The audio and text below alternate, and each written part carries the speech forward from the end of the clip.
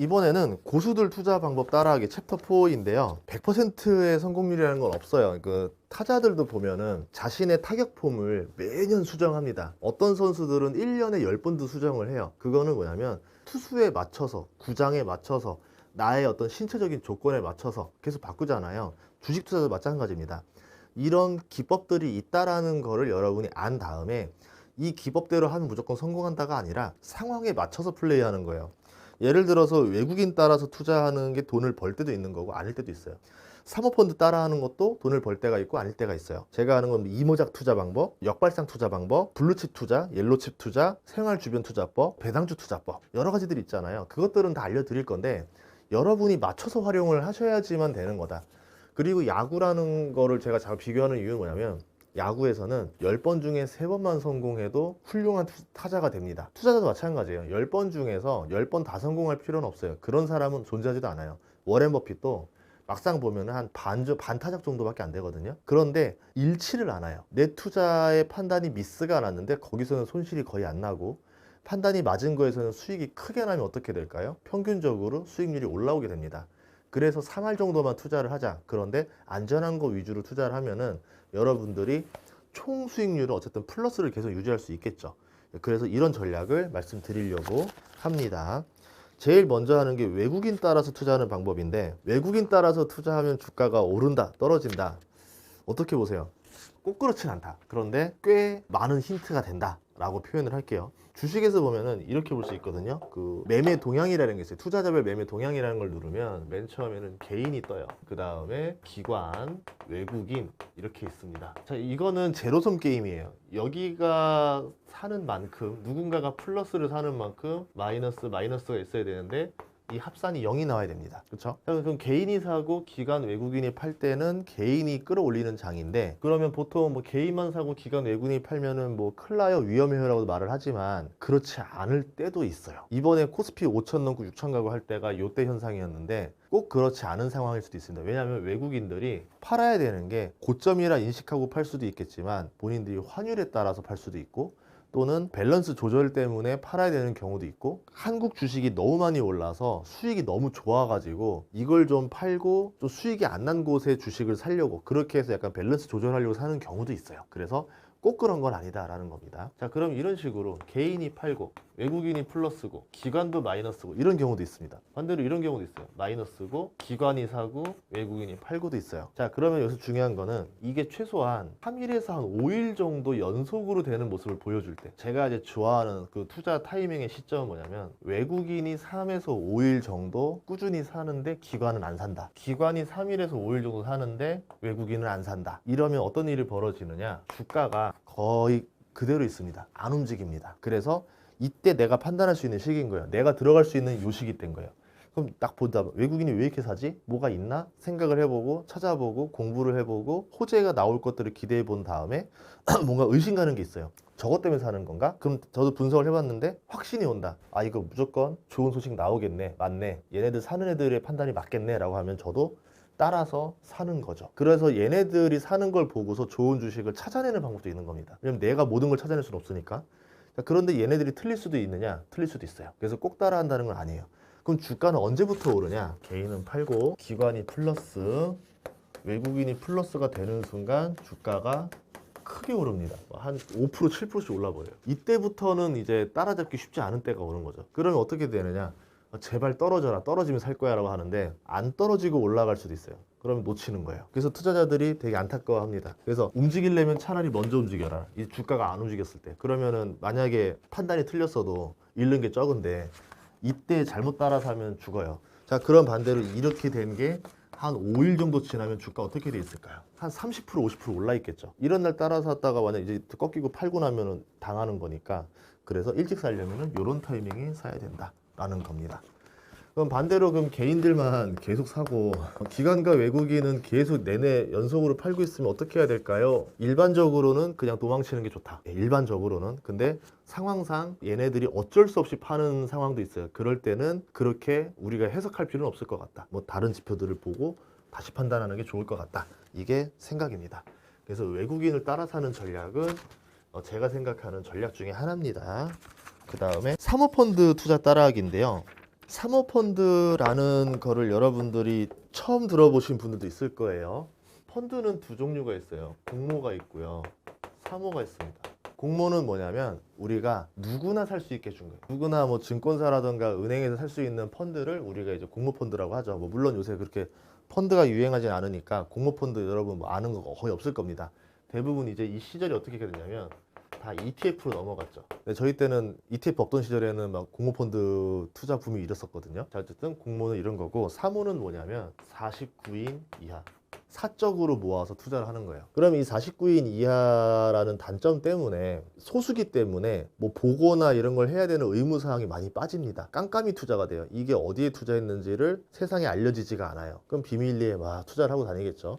자, 그래서 사모라고 하는데, 49인 이하다 보니까 1인당 1억씩 모으면 어떻게 될까요? 돈이 49명이면 49억 되겠죠.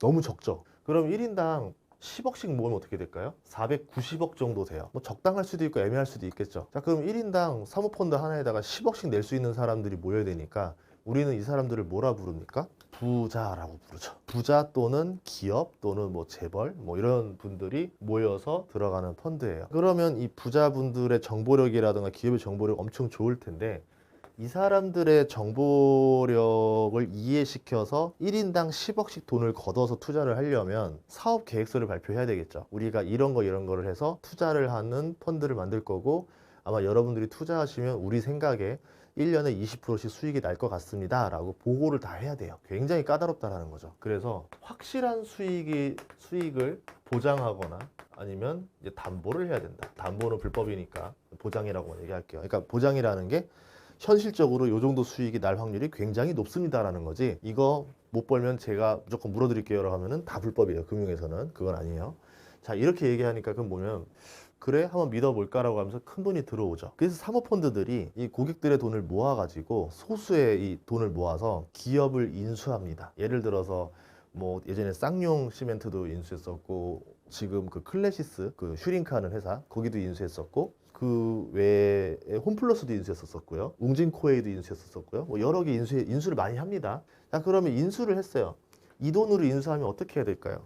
내 돈이 아니잖아요. 사모가 인수하면. 그럼 목표가 뭘까요? 정말 경영 잘하고 평생 운영해 나가겠습니다, 이런 겁니까요? 직원들과 행복한 고객 만족을 위한, 이런 게 아니죠. 한 3에서 한 5년 뒤에 다시 매각하는 게 꿈이에요. 되팔아야겠다. 아파트 투자 같은 거죠. 제가 보니까 이 기업이 지금 너무 싼 것 같아요. 저가라서 나중에 고가로 매각을 해보고 싶어요 라고 하는 겁니다. 그럼 3에서 5년 뒤는 뭐냐면은 이 회사의 매출, 영업이익, 순이익을 급성장시키면은 주가가 같이 올라가겠죠. 이 작업을 해서 비싸게 팔겠다라는 겁니다. 그러면 대표적으로 제일 좋은 건 뭐예요? 망한 회사 사가지고 헐값에 사서 엄청난 경영 능력으로 이거를 막 일으켜서 하는 방법이 좋겠지만, 잘 생각해 봅시다. 망한 회사를 누구나 살릴 수 있으면 누가 그렇게 망한 회사를 팔겠어요? 그냥 자기가 살리고 말겠지. 근데 갑자기 원래 이 업을 하던 사람이 아닌 그냥 사모펀드 돈이 들어와서 인수를 했는데 갑자기 사업이 살아난다? 말이 안 되는 일도 있겠죠.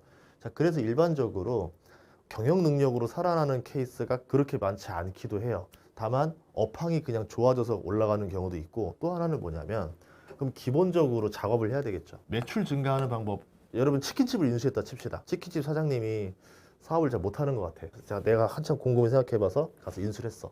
근데 보니까 나도 그냥 평범한 사람이었어. 아, 여기 장사 안 되는데 맞네. 이렇게 됐어요. 치킨 100마리 팔던 데서 내가 그럼 인수했다 해서 내가 100마리 또 더 팔 수 있을까요? 비슷하겠죠. 100마리입니다. 매출 증가가 별로 없어요.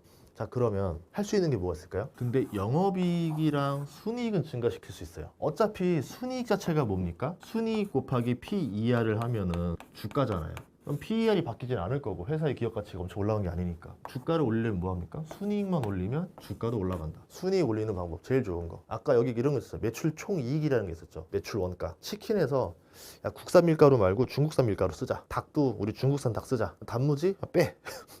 소스 빼. 콜라 공짜로 주지 마. 다 유료로 사라 그래. 이렇게 해서 원가를 막 떨어뜨립니다. 그럼 어떻게 되겠어요? 영업이익이 올라가겠죠. 또 하나 있죠. 직원 다 불러봐봐요. 7명이나 있네요. 그러면은 3명은 그냥 해고합시다. 4명이 알아서 하세요. 라고 하면은 인건비도 줄었어요. 임대료? 치킨집이 너무 좋은 데 있는 것 같은데 우리 좀 먼 외곽으로 어차피 배달할 거니까 멀리 갑시다 해서 안 좋은 데로 가요. 그렇게 하면 어떻게 됩니까? 비용이 확 줄죠. 비용이 줄었으니까 매출은 변화가 없는데 순이익이 올라갔죠. 저희 뭐 회사 복사지 사야 되는데요. 복사지 이면지 쓰세요.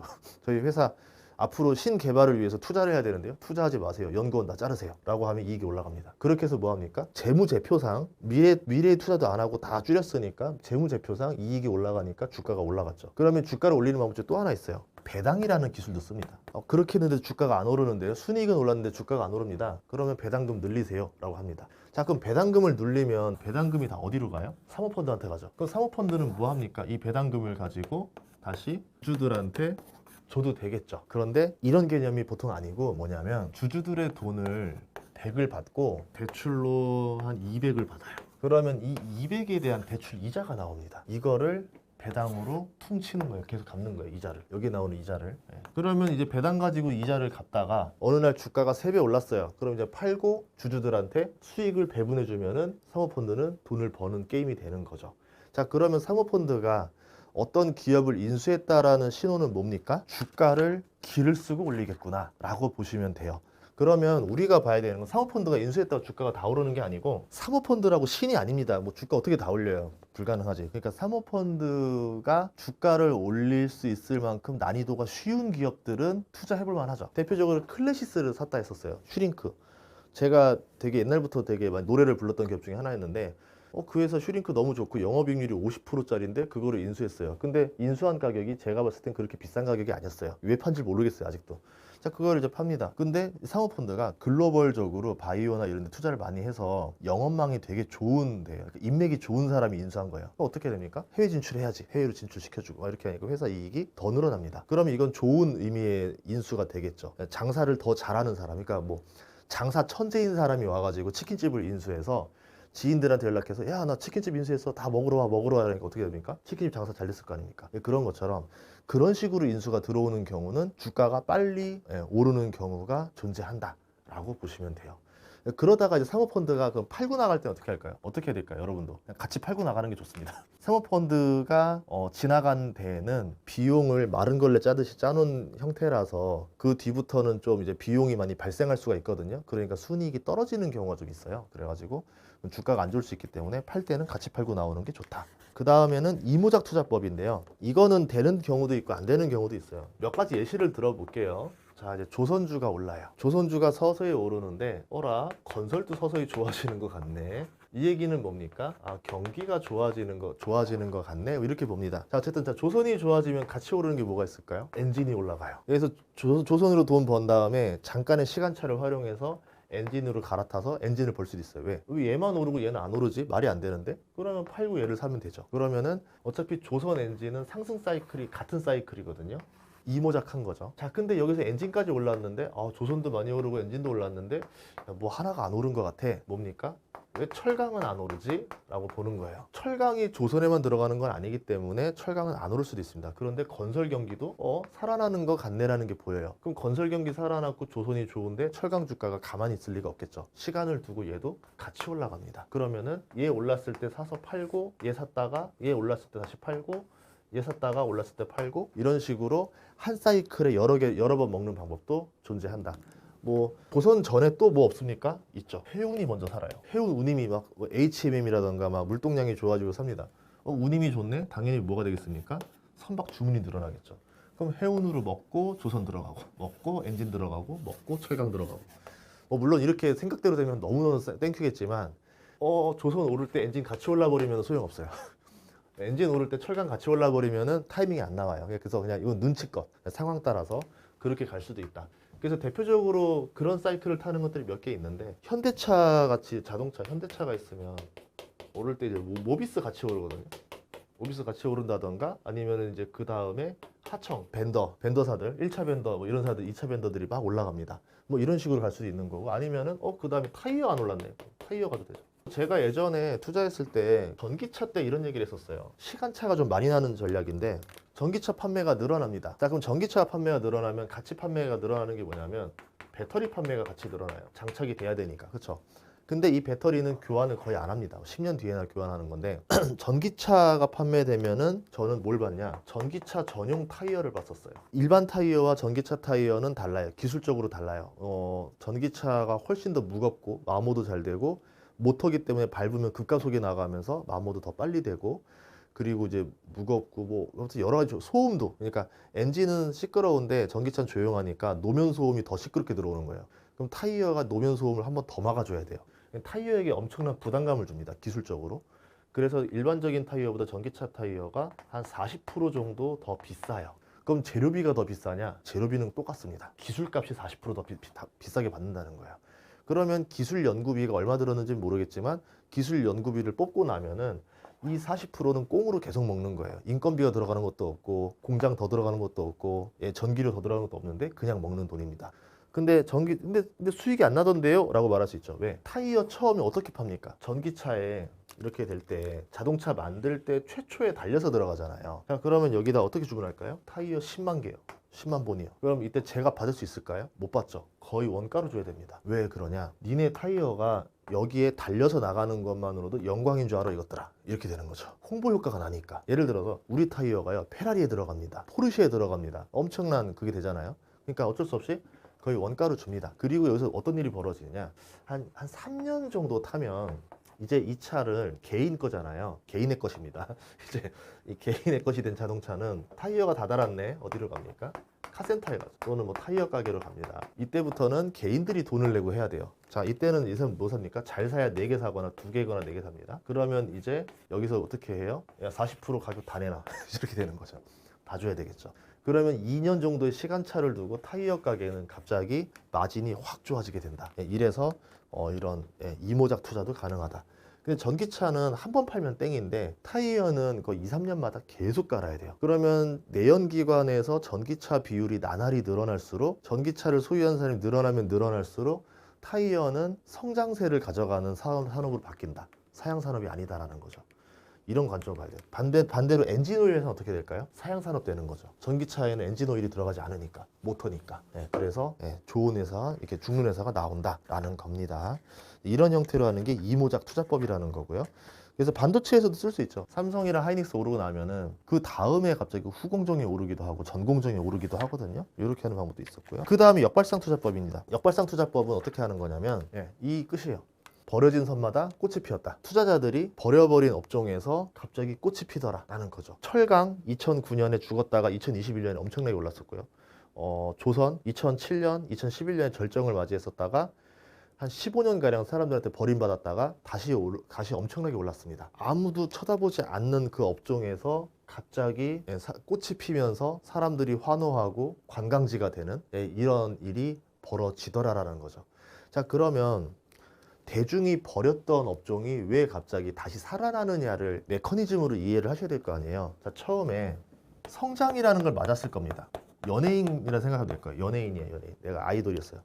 아, 옛날에 한창 어쨌든 누군가 성장을 한번 해봤을 거니까 좋은 시절이 있었죠. 그랬더니 갑자기 공급 과잉이라는 게 벌어져요. 철이 잘 팔려서 한참 좋은 절이 있었는데 갑자기 제철소가 막 생깁니다. 중국에서 우리나라 규모의 한 30배 정도의 제철소가 생기기 시작합니다. 어떻게 될까요? 갑자기 경기가 나빠지면서 이 철을 살려는 사람은 빠르게 줄어들고 생산성은 3배, 4배가 늘어났대요. 이제 가격이 하락하겠죠.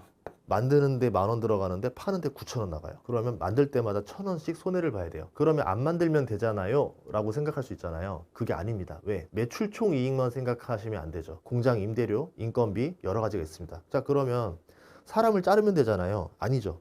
일이 다시 들어올 때 그 숙련된 노동자를 어떻게 구할 겁니까? 가지고 있어야죠. 일이 없어도 적자를 보더라도 그냥 그 사람을 유지하고 공장을 유지하기 위해서 또 기계도요, 멈추다가 1, 2년 뒤에 다시 돌리면 안 돌아갑니다. 계속 꾸준히 돌려놔야 돼요. 그래서 적자를 보더라도 그냥 돌리는 겁니다. 그래서 우리가 이때부터 뭐냐면은 치킨 게임이라고 그러죠. 치킨 게임이라고. 누가 적자를 오래 견뎌서 남느냐라는 일이 벌어지는데 이게 한 10년 갈 수도 있어요. 10년짜리 치킨 게임 경우도 흔합니다. 그럼 10년 동안 치킨 게임이 벌어지면 어떻게 될까요? 거의 대부분의 기업들이 도산, 망합니다. 그러면 이 망한 기업들이 뭐 부품이나 설비가 다 조각 뭐 헐값에 고물로 팔려나갈 수도 있고 노동자들이 흩어질 수도 있지만 조금 나은 경우에는 합병이라는 단어가 나와요. 합병. A라는 철강사와 B라는 철강사가 합병을 하면 설비나 어떤 노동자들은 그대로 유지하면 되겠지만 뭐를 줄일 수 있어요? 화이트 칼라. 마케팅 팀은 한 팀이 다 맡으면 되잖아요. 마케팅 팀이라던가 재무팀이라던가 회계팀이라던가 이런 경우는 한 개 회사가 다 맡으면 되기 때문에 인건비나 이런 비용들을 조절할 수 있습니다. 아니면 설비가 애매한 상태면은 원래 A라는 공장으로 설비까지 다 옮겨서 B라는 공장의 부지를 팔아버려도 되겠죠. 뭐 이런 식으로 하면서 비용 절감을 하게 됩니다. 대표적으로 대한항공이랑 아시아나를 합병하게 되면은 중복되는 부분을 줄일 수 있는 부분도 나올 거예요. 자, 그러면 이제 뭐 노동자들이 안 된다, 뭐 고용 승계해라 이런 경우도 나오겠지만 일반적으로 합병하고 나면은 다른 방식으로라도 비용 절감하는 방법들이 나오게 됩니다. 자, 이렇게 되면은 합병하면은 10과 10이 합쳐서 생산량이 20이 되느냐? 그게 아니에요. 이상하게도 한 17 정도로 줄어요. 왜? 도산한 회사를 합병하면 이 도산한 회사의 모든 장비를 인수하는 게 아니라 이거는 정말 적자 덩어리였네. 고물 덩어리로 생산하고 있었네. 이 세 개는 그냥 고물 처리합시다. 이런 식으로 처리할 거 처리해서 줄여나갑니다. 효율화를 시키죠. 공급이 줄었어요. 자, 이렇게 버티고 버티다가 회사가 10개 회사에서 3개사로 확 줄어듭니다. 그런데 어느 날 갑자기 초호황이 와요. 초호황. 10년 동안 해서 사람도 줄였죠. 설비도 줄였죠. 이제 옛날 때도 아니죠. 10년 전에 있었던 장비다 보니까 툭 하면은 뻗죠. 이런 상태에서 초호황이 어떻게 될까요? 생산성이 감당을 못해요. 과거 10년 전보다 지금의 가격이 더 크게 상승합니다. 그러면서 어마어마한 돈을 벌기 시작하죠. 자, 그런데 이 10년이라는 세월이 무서운 거예요. 지금은 호황인데 돈을 너무 잘 버니까 공장을 좀 더 늘릴까? 라고 생각하다가도 모두가 똑같은 말 하죠. 10년 전 기억 나지 않으세요? 이러면은 맞다. 이러다 또 공급 과잉 오고 또 문제 생기면 우리 또 쫄딱 망할 수도 있지. 야, 투자하지 마. 버텨봐. 이런 식으로 해서 생산을 안 늘리고 그냥 계속 갑니다. 그러면 가격은 나날이 치솟겠죠. 생산은 그대로니까. 그렇게 되면서 초호황이 더 길어지거나 말도 안 되는 가격까지 상승하게 되죠. 그러면서 제품 가격이 많이 올라가면 경쟁사나 누군가가 도저히 안 되겠다, 못 참겠다 하면서 공장 더 늘릴래 라고 하면서 투자하는 곳이 생기겠죠. 쟤네가 늘리면 우리도 안 되겠다, 같이 하면서 이제 여러 회사가 공급을 다시 늘립니다. 그럼 또 뭐 하는 거예요? 성장, 공급 과잉, 가격 하락, 치킨 게임 계속 반복하는 거예요. 계속. 그걸 사이클이라고 하는데 4년 사이클인 데가 있고 10년인 데가 있고 17년인 데가 있습니다. 4년은 우리가 말하는 재고 사이클이라고 해가지고 올림픽 사이클, 뭐 가전, 반도체 이런 것들이고요. 10년 사이클은 기계, 자동차, 그 제조업 사이클이라고 부릅니다. 17년은 건설 사이클, 철강, 조선, 금융 이런 사이클을 돌더라. 역발상 투자법을 이렇게 빠르게 설명을 했습니다. 그 다음입니다. 1등주만 사는 블루칩 투자가 있고요. 2등주만 사는 옐로칩 투자가 있는데 1등주와 2등주를 한 번에 설명해 볼게요. 그 다음에 제가 이건 정크라고 할게요. 정크. 3등주라고도 불러요. 그리고 여기를 2등주, 여기를 1등주라고 해요. 부동산으로 한 방에 설명드릴게요. 역세권, 역세권 아파트. 여기에 학원, 상가, 교육, 병원, 학교, 은행, 관공서 다 있습니다. 당연히 누구나 여기 살고 싶죠. 제일 비쌀 수밖에 없어요. 하락할 때도 수요가 좋아요. 상승할 때도 제일 좋아요. 그러니까 여기만 살려고 해요, 사람들이. 그래서 블루칩은 항상 주식이 모자릅니다. 살려는 사람은 넘쳐나는데 모자르다. 그래가지고 주가가 많이 오르더라. 이렇게 보시면 되고, 자, 2등은 뭐냐면 여기보다는 좀 약간 입지가 빠지는데 우리를 치면은 이제 도시 변두리쯤 되는 거죠. 도시의 약간 외곽 지역이라서 여기 가서 다 뭘 생활해야 돼요. 생활해야 되고 잠만 자러 다시 들어와야 돼요. 잠만 자러 들어와야 돼요. 자, 그럼 당연히 주식은 얘네들은 꾸준히 수요도 좋고 하니까 하락장 때 별로 하락을 안 했어요. 상승장 때 다시 상승하죠. 그럼 얘는 뭡니까? 투자를 했을 때 잃을 확률보다 벌 확률이 훨씬 높고 하락장을 맞아도 덜 잃게 돼요. 안정적이라는 단어가 붙는 거죠. 얘는 뭡니까? 하락장일 때는 정말 심하게 떨어지고요. 오를 때는 진짜 많이 올라요. 그래서 상승기에는 얘가 더 많이 올라요. 얘가 예를 들어서 한 100% 오를 때 얘는 한 200% 오릅니다. 그럼 투자자는 다 어떻게 되겠어요? 얘를 투자하면 얼마 못 먹어. 삼성전자 투자해봤자 2배밖에 더 먹겠어 라고 하니까 뭐합니까? 어디 반도체 장비주 들어가서 더 먹자 이러면서 일로 들어갑니다. 그렇죠? 삼성전자는 안 좋을 때도 그냥 돈을 벌어요. 근데 장비 회사들은 삼성전자가 성장할 때만 장비를 더 사들이려고 하니까 당연히 성장기에만 매출이 쫙 올라가잖아요. 힘들겠죠. 그러니까 상승기에는 주가가 엄청 오르지만 하락할 땐 또 엄청나게 떨어진다. 리스크가 있다 라고 보시면 돼요. 자, 이 정크주는 뭐냐면 상승기에도 가치가 없고 하락기에도 가치가 없다. 개인적으로 가치가 적다 정도로 표현할게요. 아파트로 지금 논두렁 아파트라고 있어요. 이 개념 이해하시는 분들도 있고 모르시는 분도 있을 거예요. 서울만 사셨던 분들은 논두렁 아파트가 뭔데 이럴 건데, 아파트라고 하면은 도시에 있어야 될 거 아닙니까? 근데 정말 버스 타고 한 10분 쫙 가면은 논밖에 없는데 갑자기 아파트가 하나 딱 등장해요. 단지가 있어요. 그럼 여기 왜 사는 거지? 이런 생각이 들 때 있잖아요. 근데 상승기에는 얘가 엄청나게 올라요. 왜? 땅이 싸니까 건설사들이 욕심 나가지고 이때 딱 분양을 해버리죠. 친자연주의 저희 아파트 이런 식으로. 왜냐하면 여기 아파트를 도저히 살 수 없는 만큼 가격이 오른 상태에서 얘를 분양하니까 얘라도 싸니까 잡았는데, 문제는 뭐냐면 상승장이 아닐 때는 너무 안 팔리죠, 아파트가. 뭐 가격의 문제가 아닙니다. 사러 오는 사람이 아예 없거든요. 이렇게 됩니다. 그럼 주식도 마찬가지죠. 논두렁 아파트에 가까운 주식들은 뭐냐면 상승기에도 굳이 이것까지 투자해야 돼. 흑자도 아닌 거, 적자 투성인데 하락기에는 어떻게 될까요? 뭐 그냥 애초에 이거는 뭐 주식으로 보지도 않는 거죠. 영에 가까운 주식으로 보는 거예요. 우리 말하는 정크 주식. 예, 이렇게 보는 겁니다. 그럼 오를 때는 엄청나게 오르지만 안 좋을 때 안 좋다. 뭐 동전주, 테마주 이런 것들이 여기에 해당된다라고 보시면 됩니다. 그래서 투자는 여러분들 초보자라면은 그냥 블루칩에 투자하는 게 속 편하고 장기 투자로도 블루칩이 제일 적당하다라고 볼 수 있겠죠.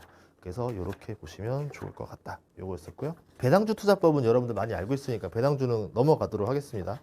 자, 그럼 배당주 투자법은 핵심만 알려드릴게요.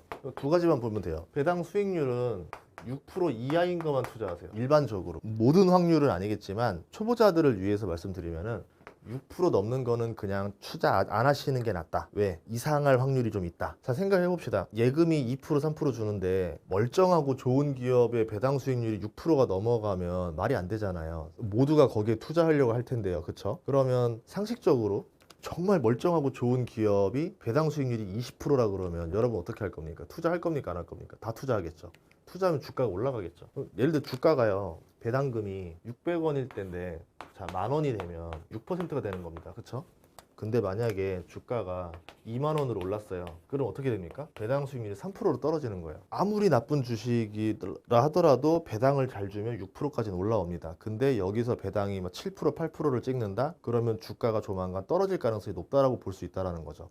어떤 경우는 뭐 배당 수익률이 27% 찍는 것들도 있어요. 그런 경우는 아마 주가가 20% 이상 하락하면서 결국은 총 수익을 보면은 별로 아닐 수도 있다라고 보시면 됩니다.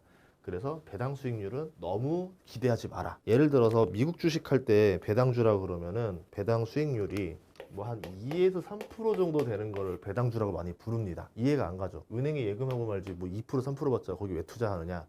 이미 좋은 주식이니까 투자자들이 다 몰려가지고 주가가 하도 올라서 딱 요 정도에 형성된 겁니다. 자, 그럼 이런 기업들의 특징은 뭐가 있느냐? 배당금에 있어요. 1,000원. 다음 해에 1년 차에 1,000원, 2년 차에 1,100원, 3년 차에 1,210원. 이게 뭐냐면 올라갈 때마다 배당금이 10%씩 늘어요. 자, 이렇게 생각해 볼게요. 그러면 저는 2만 원에 산 사람이라 칩시다. 그러면 배당 수익률이 몇 프로가 나오나요? 이거 계산하면 5% 나와요. 그냥 적당하게 샀네라고 하죠. 자, 근데 시간이 지났어요. 2년 지나니까 내가 산 가격은 안 바뀌죠. 난 2만 원에 샀던 사람이니까. 그러면 이 배당 수익률이 몇 프로가 된 겁니까? 2년 만에 6%로 바뀐 겁니다.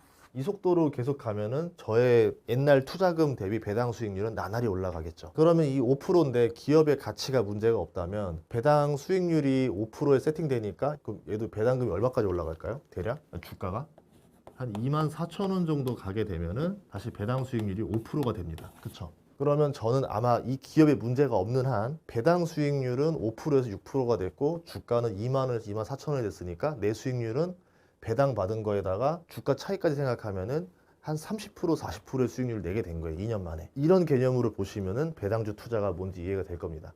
그래서 이게 배당주다. 그래서 배당금이 빠르게 성장하는 기업에 투자해라.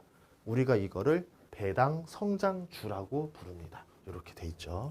자, 그럼 주가가 떨어져도 돈을 벌 수 있는 방법도 있는데 공매도 하는 방법도 있습니다. 이 공매도를 모르시는 분도 있어서 설명을 드리자면은 공매도는 주식을 빌리는 거예요. 자, 그러면 갚을 때는 뭐로 갚아야 돼요? 다시 주식으로 갚는다. 자, 생각을 해봅시다. 주식을 빌렸을 때 10만 원에 빌렸어요.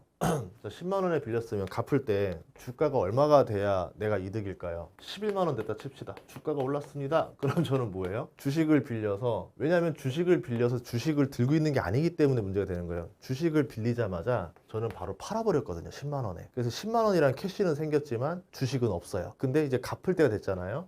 주가가 올라버렸네? 그럼 저는 뭐 해야 됩니까? 이 10만 원에 내 돈 1만 원을 더 해야 되잖아요. 내 돈 1만 원이 들어갔잖아요. 그러니까 손해가 난 거죠. 이게 손실이라고 그러는 거예요. 손실. 그럼 다시 생각해 볼게요. 주가가 떨어졌어요. 무슨 이유가 있어서 한 7만 원까지 떨어졌대요. 그러면 저는 뭐 하면 됩니까? 10만 원에서 7만 원만 가지고 주식을 사서 갚으면 되고 플러스 3만 원이라는 공돈이 생깁니다. 3만 원이 이득이 난 거죠. 이게 공매도의 기술이에요. 끝. 자, 이겁니다. 그 다음에 또 다른 거 있죠. 하락에 돈을 버는 방법 중에 하나가 인버스 ETF. 일반적으로는 상승하는 만큼만 수익을 얻는 건데 인버스는 거꾸로 마이너스의 개념이에요. 마이너스. 하락할 때 오히려 지수가 하락하면 돈을 버는 구조다. 거울의 구조다라고 보시면 되죠. 그래서 인버스라고 하면은 그것도 한 배인 거고 인버스 레버리지라고 있어요. 그러면은 얘는 마이너스 2x로도 표시를 하죠. 하락하는 거 대비 2배의 수익이 난다라고도 볼 수 있습니다. 자, 그럼 세 번째 했죠. 선물 옵션도 있다. 먼저 선 물건을 먼저 산다. 자, 그러면은 물건을 9월에 누군가가 수박을 20만 원에 사겠다라고 돈을 건 사람도 있으면 누군가는 9월에 수박을 20만 원에 팔겠다는 사람도 있어야 돼요. 파는 사람과 사는 사람이 있어야 이 거래가 되겠죠. 자, 그러면 선물을 뭡니까? 지금 예를 들어서 수박 시세가 25만 원인데 나는 그러면은 수박을 하락하는데 돈을 걸 거야가 가능하겠죠. 선물을 매도하는 사람은 하락할수록 돈을 버는 거고 선물을 매수하는 사람은 상승할수록 돈을 버는 거다. 옵션이라는 것도 있어요. 6월 안에 뭐 지금 5월인데 6월 안에 수박이 15만 원에 도달할 거다 해서 돈을 거는 방법이 있는 거죠. 이건 굉장히 리스크가 있겠죠. 나중에는 15만 원이 될 수 있지만 6월에 15만 원이 될지는 알 수 없잖아요. 근데 이걸 맞추면은 돈을 크게 벌 수 있겠죠. 우리가 이거를 떨어지는 거에다 거는 거를 풋옵션, 상승하는 거에다 거는 거를 콜옵션이라고 부릅니다. 그럼 하락장에 대비하는 방법은 인버스 ETF를 사거나 공매도를 사거나 선물 매도를 하거나 풋옵션을 매수하는 방법이 존재한다 라고 볼 수 있습니다. 이렇게 해서 하락에도 돈을 벌 수 있다. 근데 일반적으로는 그 숏과 롱에 대해서 설명을 드리면은 롱을 상승한다, 숏은 짧다라고 하잖아요. 상승기가 좀 길어요. 주식시장에서 보면 상승기가 훨씬 길고 하락기가 짧아요. 그래서 크게 보면은 상승에 투자하는 게 확률상 더 유리합니다. 이렇게 설명드릴 수 있을 것 같습니다. 고수들의 투자 방법 따라하기 방법이었는데요. 더 자세한 내용을 알고 싶다면은 책을 보셔도 좋을 것 같아요.